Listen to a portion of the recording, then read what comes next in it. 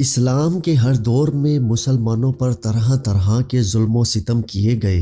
اور مسلمانوں کو اللہ تبارک و تعالیٰ کی ذات اور ایمان سے دور کرنے کی ناکام کوششیں کی گئیں۔ لیکن جو سچا مسلمان ہوتا ہے وہ اپنا سب کچھ تو لٹا دیتا ہے لیکن اپنے رب کو نہیں چھوڑتا۔ اس مسلمان کا سب کچھ اس کا حقیقی رب اللہ عز و جل ہوتا ہے۔ یہی وجہ ہے کہ اللہ تبارک و تعالیٰ اپنے بندے سے 70 ماؤں سے بھی زیادہ پیار کرتا ہے۔ ایسا ہی ایک ایمان افروز واقعہ آج کی اس ویڈیو میں ہم آپ کو بتائیں گے کہ کس طرح ایک خاتون نے اپنا سب کچھ اپنے سچے رب پر قربان کر دیا۔ پیارے دوستو، یہ ایمان افروز واقعہ فرعون کی بیوی کا ہے۔ آج کی اس ویڈیو میں ہم آپ کو بتائیں گے کہ دنیا کے سب سے بڑے ظالم اور جابر جو کہ خدائی کا دعوے دار تھا، اس کے باوجود بھی کس طرح اس کی بیوی اللہ تبارک و تعالیٰ کی وحدانیت پر ایمان لے کر آئی۔ ان کا ایمان لانے کا سبب کیا بنا، اور جب فرعون کو اپنی بیوی کے ایمان لانے کی خبر ملی تو اس بدبخت نے اس نیک خاتون پر کون کون سے ظلم و ستم کے پہاڑ ڈھائے، اور فرعون کی بیوی کون تھی اور کس کی اولاد میں سے تھی۔ پیارے دوستو، اس قابل جشن قربانی کے بعد اللہ تبارک و تعالیٰ نے اس نیک خاتون کو کس قدر مرتبہ اور مقام عطا فرمایا تھا۔ پیارے دوستو، فرعون کی بیوی جن کا نام حضرت آسیہ رضی اللہ تعالیٰ عنہا تھا، یہ بادشاہ مصر ریان بن ولید کی اولاد میں سے تھیں، اور یہ ریان بن ولید وہی بادشاہ تھا جو حضرت یوسف علیہ السلام کے دور میں بادشاہ مصر تھا،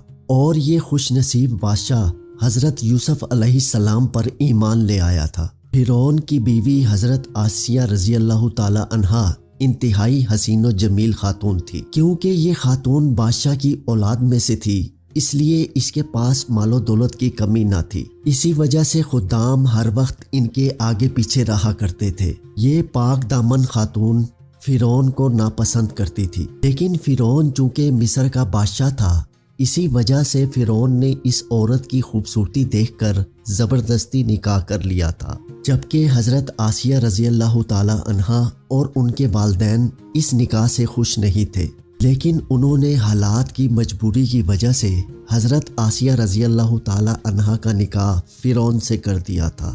پیارے دوستو، فرعون کو حکومت و سلطنت اور مال و دولت کی کثرت اور طاقت کے نشے نے حد سے زیادہ مغرور اور بے لگام بنا دیا تھا۔ اس طرح اس بدبخت کافر نے ہزاروں بنی اسرائیل کے لوگوں کو اپنا غلام بنا کے رکھا ہوا تھا اور ان پر طرح طرح کے ظلم کرتا تھا۔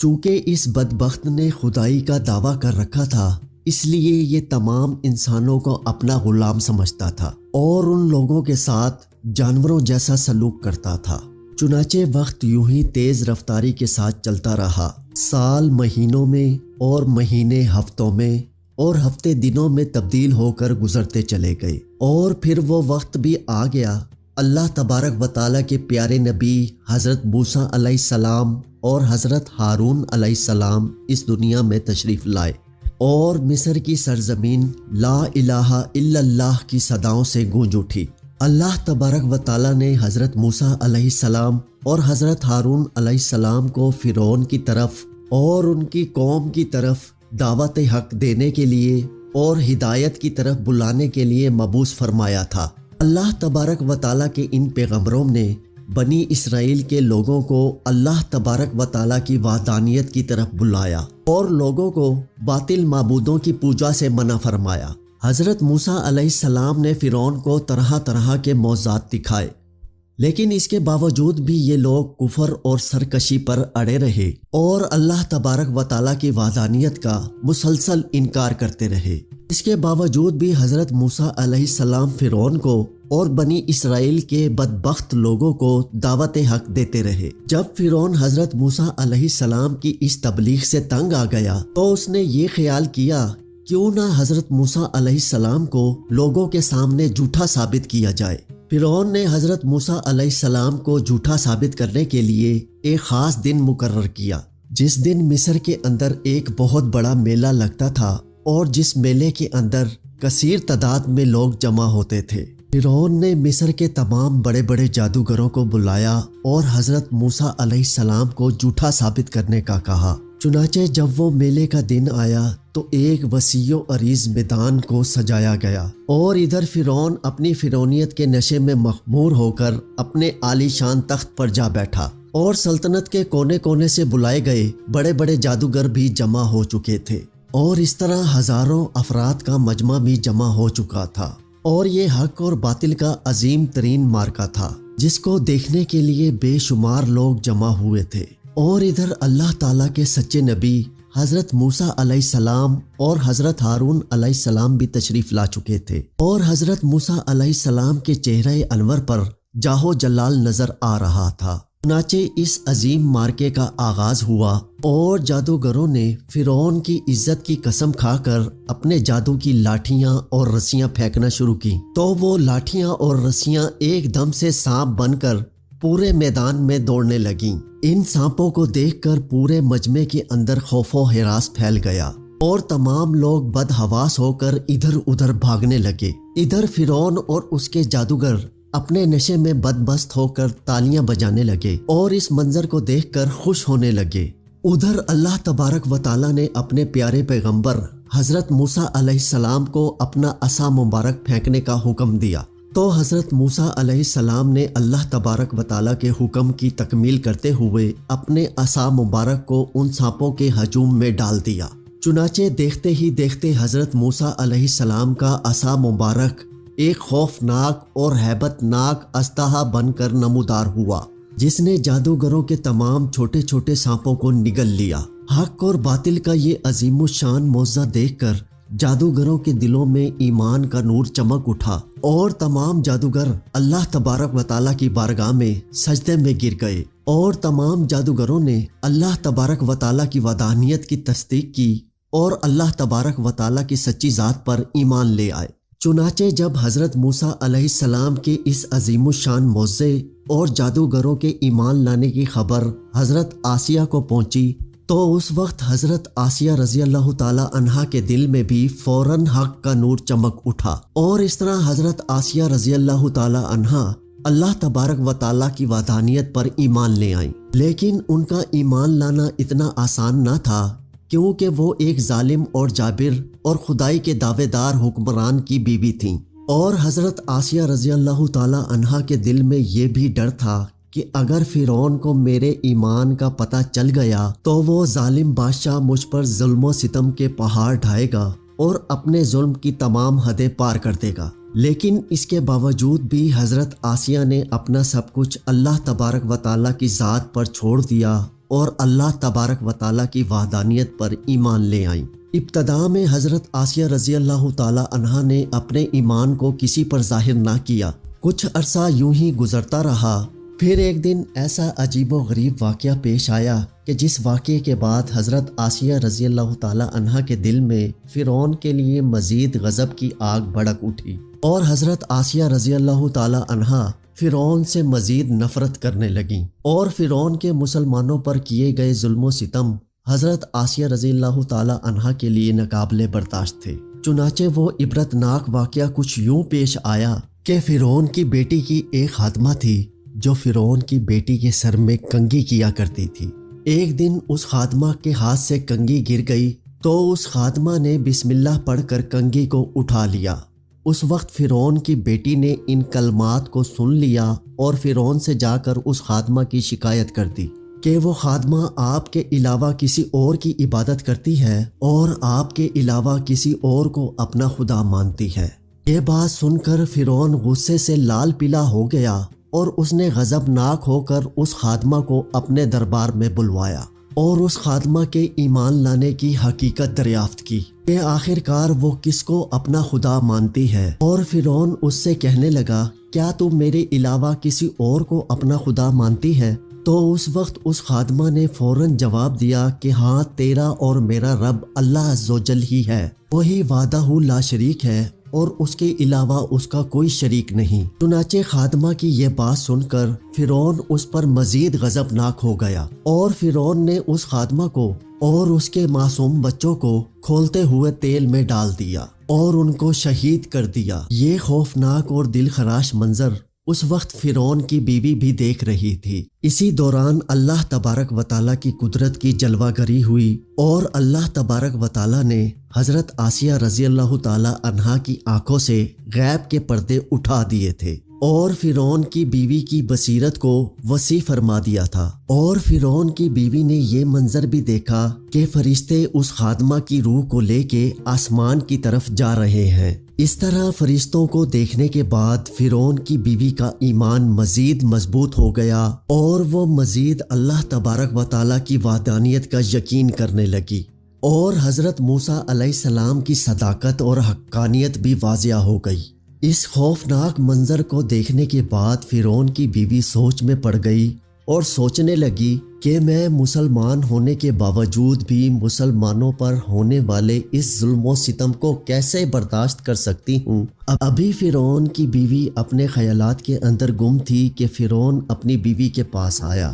اور اس مظلوم خادمہ پر کیے جانے والے اپنے ظلم و ستم کی داستان کو بیان کرنے لگا۔ اس وقت فرعون کی بیوی نے اپنے دل میں ہی فرعون کے خلاف علم بغاوت بلند کرنے کا ارادہ کر لیا تھا۔ جب فرعون نے اپنی بیوی کو اس مظلوم عورت کو شہید کرنے کی خبر دی تو فرعون کی بیوی نے فرعون سے کہا کہ تیری خرابی ہو، کس شے نے تجھے اللہ تبارک و تعالیٰ کے مقابلے میں اتنا بے باک کر دیا ہے؟ یہ بات سن کر فرعون ایک بار پھر بھڑک اٹھا اور اپنی بیوی سے کہنے لگا کہ تجھے بھی اس جنون نے آ لیا ہے جس جنون کے اندر وہ خادمہ مبتلا تھی۔ چنانچہ اس کے جواب میں فرعون کی بیوی نے فرعون سے کہا کہ مجھے کوئی جنون نہیں آیا، میں تو اس خدا وحدہ لا شریک پر ایمان لا چکی ہوں جو میرا اور تیرا اور تمام جہانوں کا سچا رب ہے۔ اس طرح اس بہادر خاتون نے فرعون کے سامنے کھلم کھلا اپنے ایمان کا اظہار کیا۔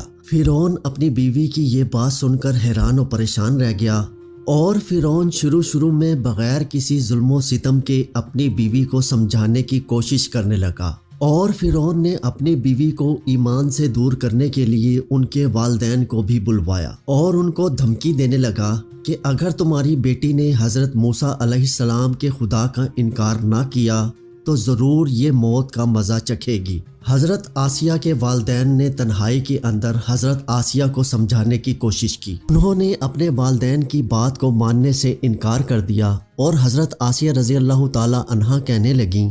کہ میں اللہ تبارک و تعالیٰ کی وحدانیت کا انکار نہیں کر سکتی، بے شک وہ سچا رب ہے۔ چنانچہ جب فرعون کا یہ حربہ بھی ناکام ہو گیا تو فرعون نے اپنی بیوی کو طرح طرح کی اذیتیں دینی شروع کیں تاکہ یہ اپنے ایمان سے دور ہو جائے اور مجھ کو خدا ماننے لگے۔ پیارے دوستو، روایات میں آتا ہے کہ فرعون کے حکم سے حضرت آسیہ رضی اللہ تعالی عنہا کو طرح طرح کی تکلیفوں میں مبتلا کر دیا گیا، حتیٰ کہ حضرت آسیہ رضی اللہ تعالی عنہا کے ہاتھوں اور پاؤں میں میخیں لگا کر دھوپ میں سورج کی طرف منہ کر کے لٹا دیا گیا، اور آپ کے سینے کے اوپر چکی کا بھاری بھرکم پتھر رکھ دیا گیا تاکہ آپ ہل نہ سکیں۔ لیکن ان تمام تر تکالیف اور مصائب کے باوجود بھی حضرت آسیہ رضی اللہ تعالی عنہا کے ایمان میں ذرہ برابر بھی کمی نہ آئی، بلکہ ان تمام تر تکالیف کے باوجود بھی آپ کے ایمان کے اندر مزید اضافہ ہوتا چلا گیا۔ چنانچہ جب فرعون نے ان تمام تر تکالیف کے بعد اپنی بیوی کو ایمان سے پھرنے کا کہا